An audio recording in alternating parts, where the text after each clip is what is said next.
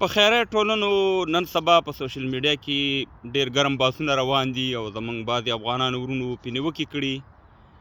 دا خیریه ټولنې چې په افغانستان کې د کونډې یتیمانو سره کومکونه کوي، نو د دغه نیوکو نه وروسته د خیریه ټولنو مشران، که سیلاب صاحب دی، که جاوید ابراهیم دی، که عطا دی، دې ټولو ته پرې لږ تکلیف رسېدلی دی او خفه دي. نو په دې باره کې زه به خپله نظر در سره شریک کړم.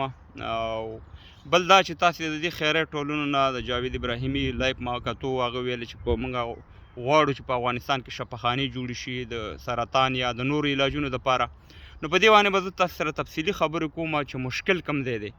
آیا خیریه ټولنه نه غواړي چې دغه شفاخانې جوړې شي، که ولس یې نه غواړي، او که حکومت په دې کې رکاوټ دی او حکومت نه غواړي چې دلته شفاخانې جوړ شي. نو بله ویډیو به په تفصیل سره یې به تاسو سره دا کوم. ګوره خیریه ټولنو زه تاسو ټولو ته وایم، که سیلاب صاحب وي، که جاوید ابراهیمي، که عطا چې زما خپله شخصي ملګری دی، ډېر وخت نه مې ورسره تعلق دی. الله خیریه دغه بنسټ یې نه و جوړ کړی چې زما ورسره تعلق دی، ورونه یې پېژنم، ما پېژني د ډېر وخت نه.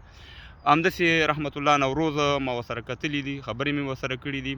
همداسې زموږ او ستاسې په ننګرهار کې المؤسسات په نوم باندې چې زموږ خیریه بنسټ کار کوي، حاجي صاحب بهیر مشر دی او تقریبا 15 امبولانس لري په افغانستان کې. دا ټولو تاسو ته زه یو خبره کوم.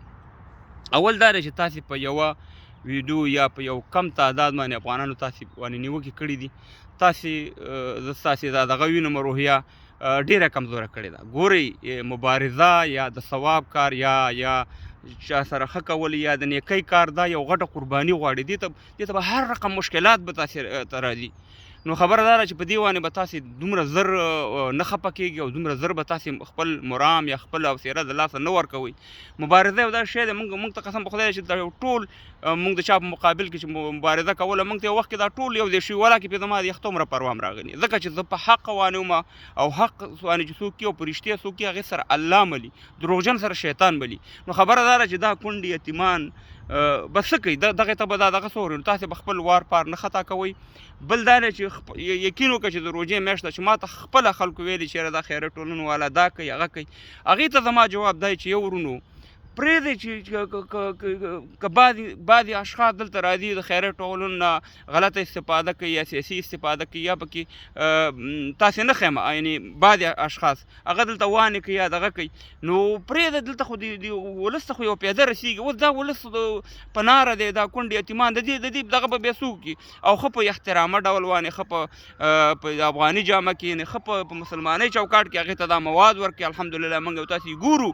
نو خبره دا ده چې تاسې به خپله حوصله د لاسه نه ورکوي. دلته دا وایي دا دې کې به تاسو ته باندې نیوکې هم کېږي، تاسې به د دې نیوکو صحیح په مصدق جواب ورکوئ، په دې باندې به دومره دغه نه کوئ. بل افغانان انشاءالله تاسې سره ټول ولاړ دي او په دغه باره کې به تاسو سره انشاءالله خپل کومکونه کوي، خپل مرستې به درسره کوي.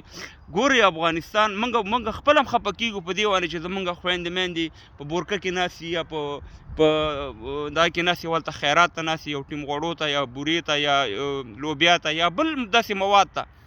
خو اوس دغه چې په سړک باندې خیرات غواړي هغه ښه دی، که دغه په حیا عزت باندې په قطار کې ولاړې او هلته ورته تاسې مواد ورکوئ. نو خبره دا ده چې په دغه باندې زموږ او تاسې الحمدلله ویاړ کوو، افتخار کوو. سیلاب صاحب د تا ته وایم، جاوید ابراهیمي د تا ته وایم، نورو ته دا وایم ګوره چې په دې باندې به تاسې بالکل پروا نه کوئ. انشاءالله موږ او تاسې به خپله مبارزه د وطن سره مرسته جاري ساتو.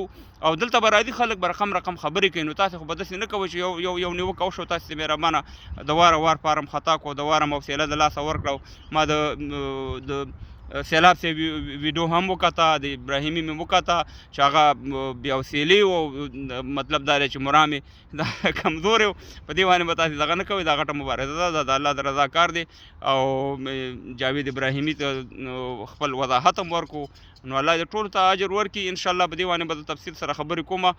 د شفاخانو په باره کې تاسې د بل ویډیو د انتظار وکړئ چې زه به تاسې سره په تفصیل سره خبرې کوم، او زه به تاسې سره په ثبوت باندې دا وایم چې مشکل کوم ځای کې دی، څوک نه غواړي چې په افغانستان کې شفاخانه جوړه شي او څوک یې غواړي. نو په دې باندې به انشاءالله بله ویډیو کوم. په الله سپارم، خپله مبارزې ته، خپلې د خیر کارونو ته دوام ورکوئ او انشاءالله ولس ستاسې سره دی. مشکلات به وي او داسې خلک به راځي دلته به ډېرې نیوکې کوي، مګر تاسې به د نیوکې کار نه کوئ. تاسې به هغه کونډې یتیمانو او هغه بېوزله افغانانو خویندو میندو ته به ګورئ. په الله سپارم.